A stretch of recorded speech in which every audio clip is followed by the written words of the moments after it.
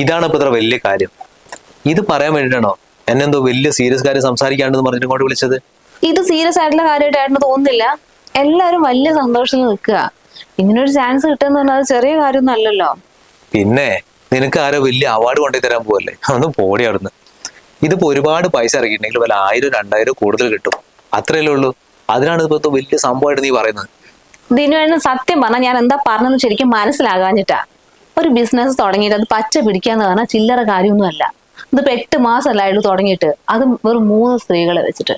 ഇപ്പൊ പുറത്തുനിന്നൊക്കെ ആവശ്യക്കാർ വരിക എന്ന് പറഞ്ഞാൽ നമ്മുടെ പ്രൊഡക്റ്റിന് ഇങ്ങനെയൊക്കെ ഒരു ചാൻസ് കിട്ടുമ്പോ നീ ചെയ്തോന്ന് പറഞ്ഞിട്ട് എല്ലാ പിന്തുണയായിട്ട് നിൽക്കല്ലേ വേണ്ട ഭർത്താക്കന്മാര്. ഇതിപ്പോ ഞാൻ ലക്ഷങ്ങളൊന്നും മുമ്പ് വാങ്ങിക്കൊണ്ട് പോയിട്ടില്ലല്ലോ. വെറും ഒരു 10,000 രൂപയല്ലേ തന്നിട്ടുള്ളൂ കച്ചവടം തുടങ്ങാൻ വേണ്ടിയിട്ട്. അത് നിന്ന് വരെ ഏട്ടന് ഒരു നഷ്ടം ഉണ്ടായിട്ടില്ല. 5 ലക്ഷം 5 പൈസ ചോദിച്ചിട്ടുമില്ല. പിന്നെന്താ നഷ്ടം ഉണ്ടായിട്ടില്ല? പക്ഷെ ഇന്നേ വരെ നിനക്ക് എന്തെങ്കിലും ലാഭം അത് കിട്ടിയിട്ടുണ്ടോ? ഇല്ലല്ലോ. എന്തെങ്കിലും ഒന്ന് ചോദിച്ചിട്ടുണ്ടെങ്കിൽ ഇന്നത്തെ പൈസ സ്റ്റാഫിന്റെ സാലറി കൊടുത്തു, അല്ലെങ്കിൽ കറണ്ട് ബില്ല് അടച്ചോ, അല്ലെങ്കിൽ സാധനങ്ങൾ വാങ്ങി, ഇങ്ങനെ എന്തെങ്കിലും ഒരു കാര്യം പറയാനുള്ള നിനക്കുള്ളൂ.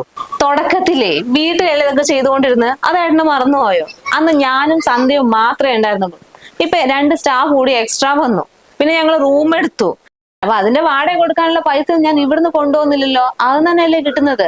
പിന്നെ 1-2 ഗ്രൈൻഡർ വാങ്ങിയിട്ടില്ലേ. പിന്നെ സാധനങ്ങളും കുറച്ച് കൂട്ടി. അന്ന് ഈ ഏരിയയിൽ മാത്രമുള്ള ആൾക്കാരാ വാങ്ങിക്കൊണ്ടിരുന്നത്. ഇപ്പൊ കേരളത്തിന്റെ പുറത്തുനിന്നും വിദേശത്തുനിന്നും ഒക്കെ ഓർഡർ വന്നിട്ടുണ്ട്. അതൊക്കെ ചെയ്തു കൊടുക്കാൻ പറ്റിയ ഒരു വലിയ സംഭവമായിരിക്കും. പിന്നെ പിന്നെ ബിസിനസ് കൂടെ ഉള്ളൂ, ഇനി ഒരിക്കലും കുറയില്ല, ലാഭവും കിട്ടി തുടങ്ങും. കുറച്ച് പൈസ ഇറക്കിയാ പോരെ? നീ കുറെ നേരമല്ലോ പൈസ ഇറക്കണം എന്ന് പറയുന്നത്. അത് നടക്കുന്ന കാര്യമൊന്നുമല്ല. വെറുതെ ഇങ്ങനെ വീട്ടിലിരിക്കല്ലോ എന്തെങ്കിലും ചെയ്തോട്ടെ എന്ന് വിചാരിച്ചാൽ ഞാൻ 10,000 രൂപ തന്നിട്ട് നിന്നോട് ചെറിയത് തുടങ്ങിക്കോളാൻ പറഞ്ഞു. ഇതിപ്പോ നിനക്ക് ഇന്റർനാഷണൽ ലെവലിൽ ബിസിനസ് തുടങ്ങണം. ബിസിനസ്സുകാരി എടി, നിനക്ക് അതൊന്നും പറ്റിയ പണിയല്ല. ചെയ്യുകയാണെങ്കിൽ ഇതാ ഇപ്പൊ നടക്കുന്നില്ലേ, അത് മാത്രം 2 സ്റ്റാഫിനെ വെച്ചിട്ട് ചെയ്തോളാം. അല്ലെങ്കിൽ ഈ പണി നിർത്തി വീട്ടിലിരിക്കും. ഞാനിതേ ടൈം പാസിന് വേണ്ടി തുടങ്ങിയതൊന്നും അല്ല. സ്വന്തമായിട്ടൊരു വരുമാനം ഉണ്ടാകുന്നുള്ള ഉദ്ദേശത്തിൽ തന്നെ ചെയ്ത. അതിൽ എനിക്ക് ഒരു നഷ്ടബോധം തോന്നുന്നില്ല. ഒരുപാട് മാറ്റങ്ങൾ ഉണ്ടായില്ലേ. പിന്നെ അതിനുശേഷം ഒരിക്കലും ഞാൻ നിങ്ങളുടെ മുമ്പിൽ കൊണ്ട് പൈസയ്ക്ക് കൈ നീട്ടിയിട്ടില്ല.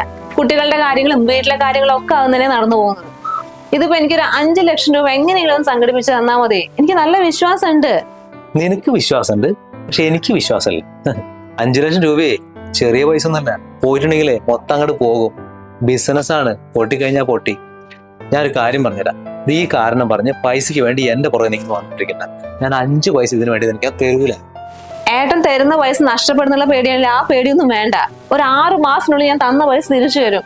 ഇതിപ്പോ ഗൾഫിൽ നിന്നാണ് ഓർഡർ വന്നിരിക്കുന്നത്. അത് നിസ്സാര കാര്യമൊന്നുമല്ല.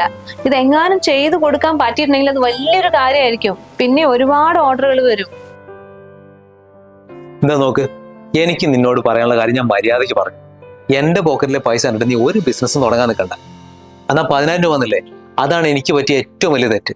അത് തന്നില്ലായിരുന്നെങ്കിലേ ഇനി സംസാരം ഉണ്ടാവില്ല, നിന്റെ ബിസിനസ്സും ഉണ്ടാവില്ല, ഒന്നും ഉണ്ടാവില്ല. വെറുതെ മനുഷ്യന്മാരെ കൊണ്ട് പറയിപ്പിക്കാൻ വേണ്ടിയിട്ട്.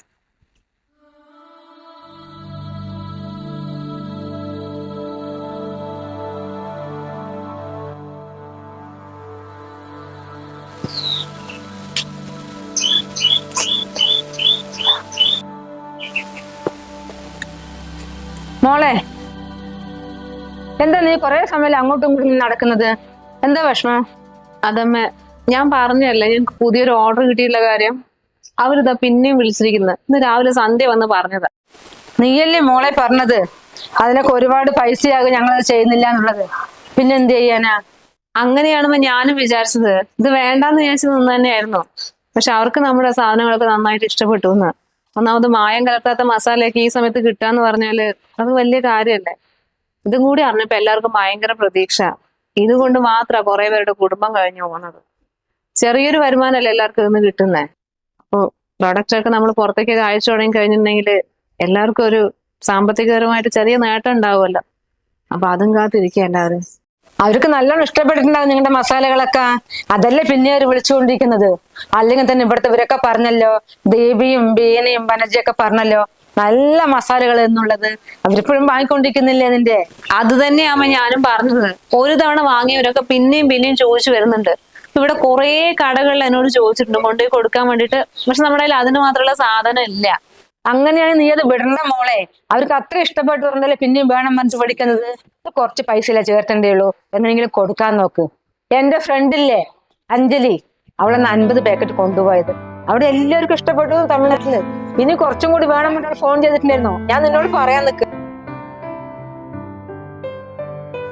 ചേച്ചി എന്റെ ഉമ്മ പറഞ്ഞു ബിരിയാണി മസാലയും ചിക്കൻ മസാലയും തരാൻ. ആഹാ, എത്ര പാക്കറ്റാ വേണ്ടേ? അത് 5-6 പാക്കറ്റ്. മോനോ? 5-6 പാക്കറ്റ്. അവിടെ സന്ദേശം ഉണ്ട് കേട്ടോ, അവിടെ പോയി ചോദിച്ച സാധനം കിട്ടും, പോയി വാങ്ങിക്കോ. ഓ.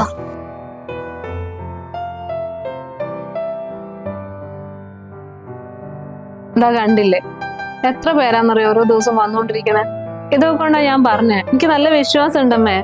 ഒന്നുകൂടി ഒന്ന് നന്നായി കഴിഞ്ഞാല് ലാഭം ഉണ്ടാവും, നഷ്ടം ഉണ്ടാവില്ല. ഇപ്പൊ നമുക്ക് കിട്ടിയിരിക്കുന്ന വലിയൊരു ഓർഡറാ. നമ്മുടെ കയ്യിലുള്ളത് വെച്ചിട്ട് അവര് പറഞ്ഞതൊന്നും നമുക്ക് അയക്കാൻ പറ്റില്ല. അതിന് 1-2 മെഷീൻസ് വാങ്ങാനുണ്ട്, പിന്നെ റൂം മാറ്റണം, പിന്നെ അയക്കാനും കാര്യങ്ങളൊക്കെ ആയിട്ട് കുറച്ച് കവറുകളും കുറെ കാര്യങ്ങൾ അമ്മ ചെയ്യാനുണ്ട്. അതുപോലെ 1-2 പണിക്കാരെയും എക്സ്ട്രാ വയ്ക്കണം. എന്നാൽ ഇതൊക്കെ നടക്കൂ. ഇതിനെല്ലാം കൂടിയിട്ട് ചെറിയ പൈസയൊന്നും പോരാ, ഒരു 5 ലക്ഷം രൂപയെങ്കിലും ആവും. 5 ലക്ഷമോ? എന്നാ പിന്നെ എനിക്ക് അവനോട് ചോദിച്ചൂടെ?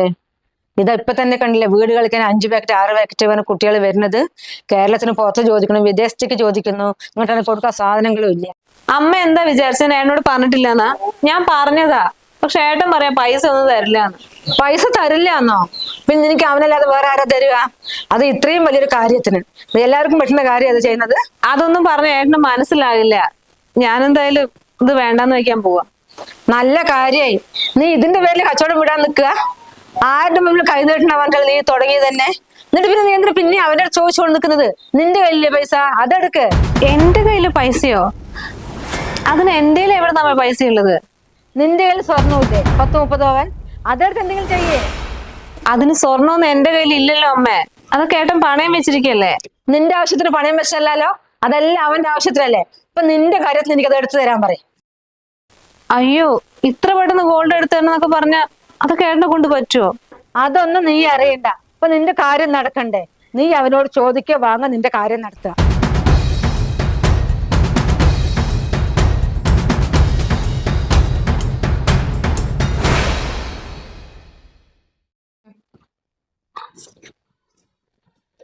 ഹലോ. ആടാ, നീ ഇല്ലേ? ഓർഡർ വന്നില്ലേ നമുക്ക്?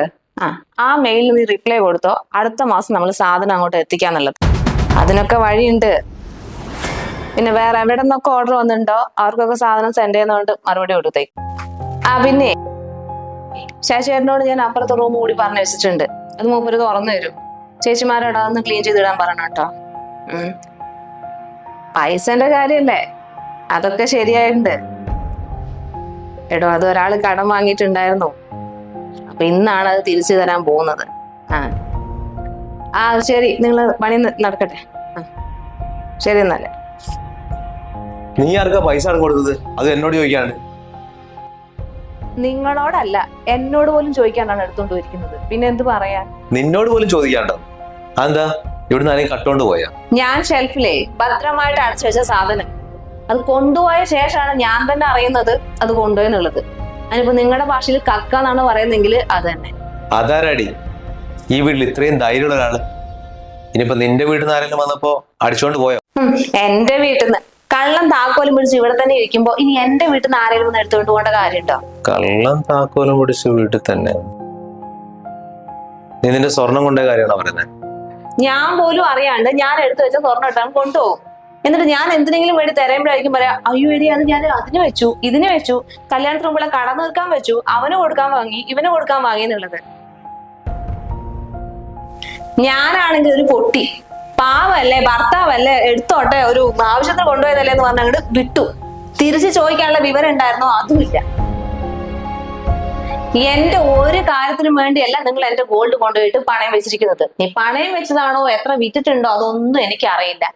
എന്താണെങ്കിലും എന്റെ ഗോൾഡ് എനിക്ക് ഇന്ന് കിട്ടണം. എനിക്ക് വേറെ ആവശ്യങ്ങളുണ്ട്. നിന്റെ ഗോൾഡാ?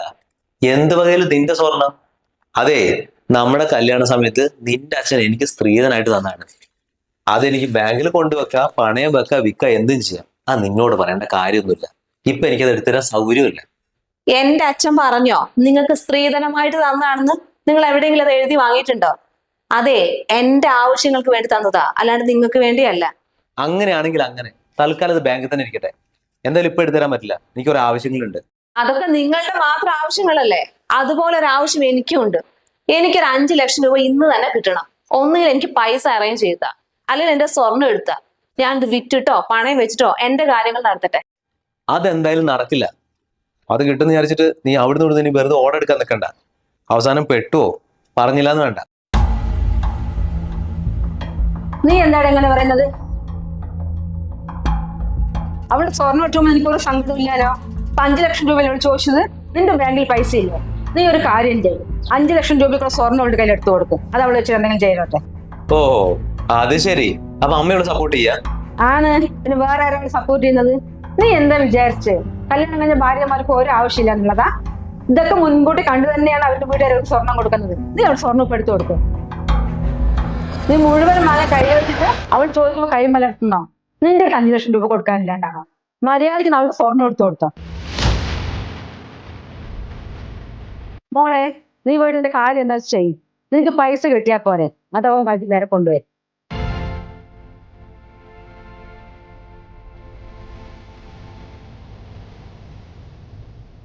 എന്നാ ഞാൻ അറിഞ്ഞിട്ടെ.